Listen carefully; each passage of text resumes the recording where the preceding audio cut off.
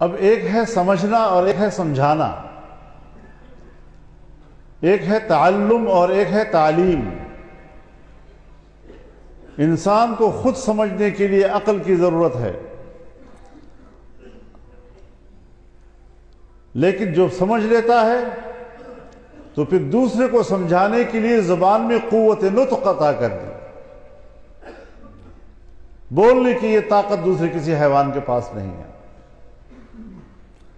اب یہ دو قوتیں جب انسان کو عطا کر دی ہیں تو اس سے آپ اللہ تعالیٰ کی اس حکمت کو سمجھ سکتے ہیں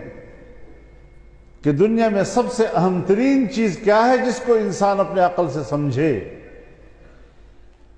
اور دنیا میں وہ سب سے اہم ترین چیز کیا ہے وہ دوسرے کو سمجھائے۔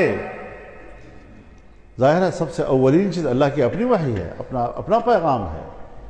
یعنی عقل بھی اللہ تعالیٰ نے اس لیے عطا کی کہ میرے پیغام کو سمجھے، اور قوت نطق بھی زبان میں اس لیے عطا کی کہ دوسرے کو سمجھا سکے۔ اور اس کی مثال ایسی ہے کہ آنکھوں میں بینائی ہے،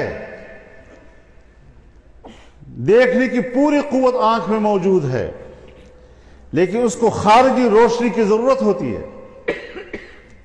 اگر سورج نہیں ہے، غروب ہو جاتا ہے، بجلی بھی نہیں ہے، چراغ بھی نہیں جل رہا، تو بینائی کی پوری قوت ہونے کے باوجود بھی آپ کو کچھ نظر نہیں آئے گا۔ تو جس طرح آنکھوں کی بینائی کے لیے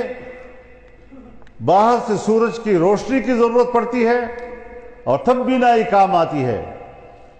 اسی طریقے سے عقل کو بھی اگر تو وحی الہی کی رہنمائی حاصل ہے تو پھر عقل صحیح چلتا ہے، ورنہ پھر یہ ٹھوکر بھی کھاتا ہے، پھر اندھیرا ہو جاتا ہے۔ تو سب سے پہلے اللہ تعالیٰ نے اس بات پر تنبیہ کیا، اور خاص طور پر امام بخاری نے اپنی کتاب کا آغاز کتاب الوحی سے کیا، لیکن